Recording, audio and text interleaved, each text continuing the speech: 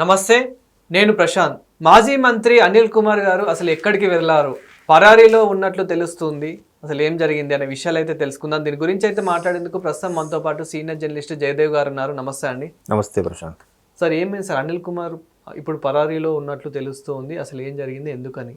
మాజీ మంత్రి అనిల్ కుమార్ యాదవ్ గారు వైసీపీ హయాంలో మంత్రిగా ఉన్నప్పుడు ఇరిగేషన్ మంత్రిగా ఉన్నారు. దాని మీద అసలు చాలా అది ఇప్పటికీ సోషల్ మీడియాలో వైరల్ అవుతుంటుంది. 1%, 0.5% ఎందుకు తొందర అనుకొని ఎటకారం చేశాడు ఆయన. అంటే అంత ఎటకారంగా అంత ఇదిగా మాట్లాడిన వ్యక్తి ఈరోజు ఆయనకి ఎంక్వైరీ కోసమో లేదంటే పిలిచి మాట్లాడడం కోసమో పోలీసులు ఫోన్ చేసినా కూడా నాట్ రీచబుల్ అంట. ఎక్కడ ఉన్నారో తెలియదంట. ఎందుకంత అబ్స్కాండ్ అయిపోవాల్సిన, ఇప్పుడు పిలుస్తారు, మాట్లాడతారు. ఇప్పుడు వైసీపీ ప్రభుత్వ హయాంలో చాలామంది జర్నలిస్టులను కూడా ఇట్లా అనలిస్టులను కూడా పిలిపిస్తే పోలీసులు పిలిచారు, మాట్లాడారు. సార్ మీరు ఎందుకు అలా మాట్లాడుతున్నారు, ఏదో అంటే ఇండైరెక్ట్గా క్లాస్ పీకించారు, వార్నింగ్ ఇవ్వడం గట్రా జరిగింది. బట్ ఎవరు పారిపోలే, ఫోన్ ఎత్తడం మానిలే.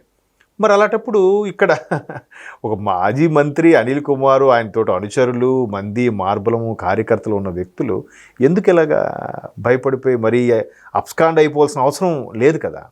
అంటే ఇప్పుడు ఉన్న వార్తల ప్రకారం అయితే ప్రస్తుతానికి ఆయన ఫోన్ నాట్ రీచబుల్ ఉంటుంది. ఎక్కడున్నారో వాళ్ళ పిఏలు వాళ్ళని అడిగినా కూడా తెలియదు అంటున్నారట. తెలియదు ఇన్ ద సెన్స్ అంటే మేబీ వీళ్ళందరితో ఎందుకు డిస్టర్బెన్స్ దూరంగా ఉండాలనుకుంటున్నారో, లేదంటే ఎవరికి చెప్పుకో అజ్ఞాతంలోకి వెళ్ళిపోతున్నారో తెలియదు. అంతగా వెళ్ళిపోవాల్సిన అవసరం లేదు. ఇప్పుడు ఆ పిన్నెల్లి గారు కూడా పిన్నెల్లి రామకృష్ణారెడ్డి గారు, ఏది మన గుంటూరు దగ్గర, అదే వాళ్ళేం పల్నాడు, వాడు ఏం చేశాడు, లోపలికి వెళ్ళి మళ్ళీ ఆ ఈవీఎం మిషన్ పగలగొట్టిన అంత ధైర్యంగా ఉన్న వ్యక్తి దాక్కొని ఎక్కడో మద్రాసు, చెన్నై ఇవన్నీ తిరగాల్సిన అవసరం ఏముంది? అరెస్ట్ అయిపోయిన తర్వాత మమ్మల్ని ఎవరేం చేస్తారో చూస్తాం మేము అంతే, సానుభూతి కోసం ప్రజల దగ్గర. మరి ముందెందుకు పారిపోవాలి? ఇప్పుడు ఈయన కూడా అప్పుడు అంతకుముందు ఎవరు వర్మ గారు కూడా, రామ్గోపాల్ వర్మ గారికి మరి కూడా ఇష్యూ అయినప్పుడు ముందు దేనికో వెళ్తే లేరని చెప్పారండి వాళ్ళు పిఏ. అంటే ఎవరెవరైతే ఎంత ఇదిగా మాట్లాడుతున్నారో ముందు అబ్స్కాండ్ అయిపోయి ఉండాల్సిన అవసరం ఏమొచ్చింది అనేది ఇప్పుడు ప్రశ్న. ఇప్పుడు విషయం ఏంటంటే అనిల్ కుమార్ యాదవ్ గారు మొన్న నెల్లూరు, ఆయన ప్రసన్న కుమార్ రెడ్డి గారు ఇక్కడ మన కొవ్వూరు ప్రశాంత్ రెడ్డి గారి మీద ఒక రకమైన వ్యాఖ్యలు చేశారు, అనుచిత వ్యాఖ్యలు. ఆవిడ పిహెచ్డీ ఎక్కడెక్కడ చేసిందో మాకు తెలుసు, ద్వంద్వార్థాలు వచ్చేలాగా రకరకాలుగా వెటకారంగా మాట్లాడారు. దాని మీద మహిళా సంఘాలన్నీ కూడా ఖండించే, ఎస్పెషల్లీ పురంధరేశ్వరి గారు లాంటి వాళ్ళు కూడా చాలా పర్టికులర్గా, భువనేశ్వర్ గారు పర్టికులర్గా ఖండించారు. సో ఆ విషయంలో కూడా ప్రసన్న కుమార్ రెడ్డి గారు A1గా ఉంటే ఈయన A2గా ఉన్నాడు. సో A2గా ఉండి A1గా వ్యక్తిని కూడా అరెస్ట్ చేయలేదు. A2గా ఈయన ఎందుకు అరెస్ట్ చేస్తారు? ఎందుకు ఈయన అబ్స్కాండ్ వెళ్ళిపోయాడు అంటే, ఇప్పుడు ఈయన పిఏ ఏదైతే ఉందో ఆ పిఏ ద్వారా తెలిసిన విషయాలు ఏంటంటే, ఏదో ల్యాండ్ మైనింగ్ సంబంధించిన వ్యవహారాల్లో ఈయన ఇరుక్కున్నాడు. చూడండి, ఒక్కొక్కరు ఎంత అమాయకంగా తొడలు కొట్టి మీసాలు మెలేసి తేల్చుకుందాం. పవన్ కళ్యాణ్ గురించి, లోకేష్ గారి గురించి ఎంత దారుణంగా మాట్లాడారా. ఇదే అనిల్ కుమార్ యాదవ్ గారు పవన్ కళ్యాణ్ గారి గురించి ఎలా మాట్లాడాడో ఒకసారి మీరు పాత వీడియోలు చూడండి. లోకేష్ గారి గురించి ఎంత దారుణంగా మాట్లాడాడో పాత వీడియోలు చూడండి. అప్పుడంత చెలరేగిపోయి మాట్లాడు వాళ్ళు. ఇప్పుడు ఎందుకు ఇప్పుడు కొడాల నాని గారు, ఆయన ఎక్కడున్నారో తెలియదు.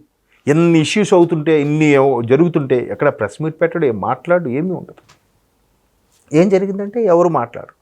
పోనీ నిజంగా మీరు అంత ఓటింగ్ పర్సంటేజ్ ఉంది, ప్రజలు మీ వెనకున్నారు, ఓటర్లు మీ వెనకున్నారు, కార్యకర్తలు మీ వెనకున్నారు అనుకుంటే ధైర్యంగా రావచ్చు కదా ముందుకి. ఎందుకు రారు?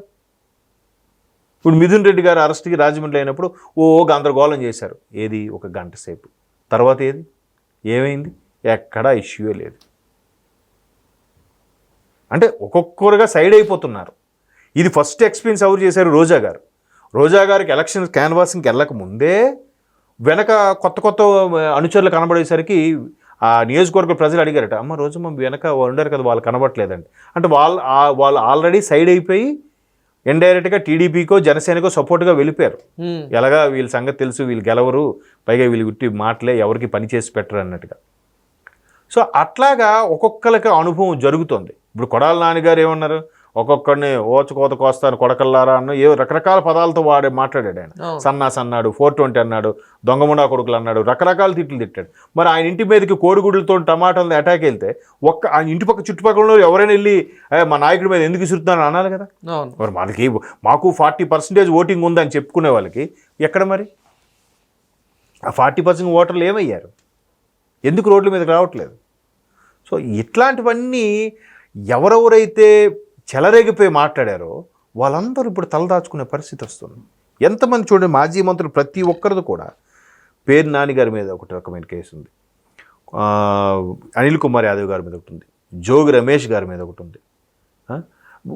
మీరు ఏ పేరు చెప్పండి, నేను ఏదో ఒకటి చెప్తా కేసు. అంటే మన విడుదల రజనీ గారు, ఆవిడ సొంత పార్టీ వ్యక్తులకే ఎంతో అమౌంట్ తీసుకుని తిరిగి ఇవ్వాలని ఇవ్వలేదని పెద్ద ఇష్యూ అయ్యింది. ఏది సత్తెనపల్లిలో. మరి ఆవిడ ఇప్పుడు గుంటూరుకు వచ్చి పోటీ చేశారు, ఏమైంది? ఓడిపోయారు. కొత్త గ్రాండ్గా పార్టీ ఆఫీస్ ఓపెన్ చేశారు. ఓపెన్ చేసిన నెక్స్ట్ డేనే ఆఫీస్ని ఎవరు తగలబెట్టాడో రాళ్ళు తీసుకు కొట్టడం ఏదో జరిగింది. అంటే ఇప్పుడు అనిల్ కుమార్ గారు భయపడి ఎక్కడ అరెస్ట్ అవుతానేమో అని చెప్పి పరారీలో ఉన్నారంటారా? అదే అంటున్నాను. ఇప్పుడు చాలామంది బయటికి తెలిసిన వ్యవహారం ఏంటంటే ప్రశాంత్ రెడ్డి గారికి అనుచిత వ్యాఖ్యలు చేసిన పక్కన ఈయన కూడా ఉన్నాడు కాబట్టి ఈయన మద్దతు ఇచ్చాడు అని ఈయన ఏటుగా చేర్చారు కాబట్టి ఈయన అరెస్ట్ చేస్తారని భయపడుతున్నారు. కానీ అసలు విషయం అది కాదు. ఏదో మైనింగ్ విషయంలో ఈయన వ్యవహారాల అవకతవకలన్నీ కూడా బయటకు వస్తున్నాయి. ఓకే. సో ఆ మైనింగ్ ఈ విషయంలో పిలిపిస్తే ఆ విషయం కూడా కెలుకుతారేమో, అందులో కూడా మొత్తం గుచ్చి అడిగి అరెస్ట్ చేస్తారేమో భయంకి నోరిప్పట్లేదు. ఇప్పుడు మిథున్ రెడ్డి గారు కూడా సిట్టు ముందుకు 2-3 సార్లు వచ్చారు, రాలేదు. మిథున్ రెడ్డి గారు ఎంపీ కదా, ఎంపీ స్థాయిని అరెస్ట్ చేయాలంటే కష్టం, చాలా దాని ప్రాసెస్ ఉంది ఇది అన్నారు. ఏమైంది? సింపుల్గా అరెస్ట్ అయిపోయారుగా. ఇంకా అంటే తప్పించుకోవడానికి కూడా వీలు లేనట్టుగా 268 మంది సాక్షుల్ని, దాని వీడియో ఫుటేజీల్ని అన్ని పెట్టి 300 పేజీల ఛార్జ్ షీటు సబ్మిట్ చేశాక మిథున్ రెడ్డి గారిని అరెస్ట్ చేశారుగా. ఎంపీ సిట్టింగ్ ఎంపీ, ఇప్పుడు మాజీ మంత్రి మాజీ ఎమ్మెల్యే, ఇంకా వీళ్ళు అరెస్ట్ చేయడానికి ఏముంది చెప్పండి? మేబీ ఇవన్నీ ఎందుకులే అనుకునే విషయమో లేదు. ఇప్పుడు ఇన్ని జరుగుతున్నా జనరల్గా అంబటి గారు ఒకరు బాగా యాక్టివ్గా ప్రతి ఒక్క దాని మీద మాట్లాడేవారు. ఇప్పుడు ఆయన కూడా ఎక్కడ మాట్లాడట్లేదు. రోజా గారు కూడా అడపా మాట్లాడుతున్నారు కదా. అంటే మాట్లాడకపోతే బాగోదేమో, లేదంటే మమ్మల్ని మర్చిపోతారేమో, నెక్స్ట్ ఎలక్షన్ వరకు ఇలాగ యాక్టివ్గా లేకపోతే మళ్ళీ మనం పోటీ చేయలేమేమో అనే ఉద్దేశంలో అడపా అక్కడ అది కూడా పూర్తిగా ముందున్నంత ఆవేశం కూడా లేదు. మీరు గమనించారో లేదు? ఇప్పుడు వీళ్ళందరికన్నా ఎక్కువగా చెలరగిపోయి నోటుకు వచ్చినట్టు మాట్లాడింది కొడాలి నాని గారు. ఇప్పుడు ఆయన ఎక్కడున్నారు?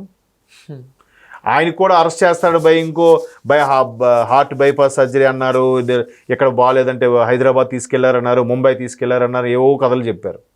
ఎందుకట్లా? బాగాలేకపోతుందని అంశం తప్పించుకోవడం. ఇంకో ఆయన అంటాడు, నేను దళితుడిని కాబట్టి నన్ను ఇబ్బంది పెడుతున్నారు. మంత్రిగా చేసావయ్యా, ఇంకా నువ్వు దళితుడు వెనకబడినవని అంటావేంటి? అంటే ఇవన్నీ తప్పించుకోవడానికి దీంట్లో రాజకీయాల్లోకి కులాలని మతాలని ఎంటర్ చేసేసి వీళ్ళు సేఫ్ అయిపోయి మళ్ళీ ఏమనంటే సానుభూతి. ఎలాంటివి? కడిగిన ముత్యంలో తిరిగి వస్తాం, ఇదంతా కక్ష సాధింపే అని చెప్పడం అర్థమవుతుంది కదా. చూద్దాం మరి ఇంకేం ముందు ఏం జరుగుతుందో. అది. Thank you sir. Thank you.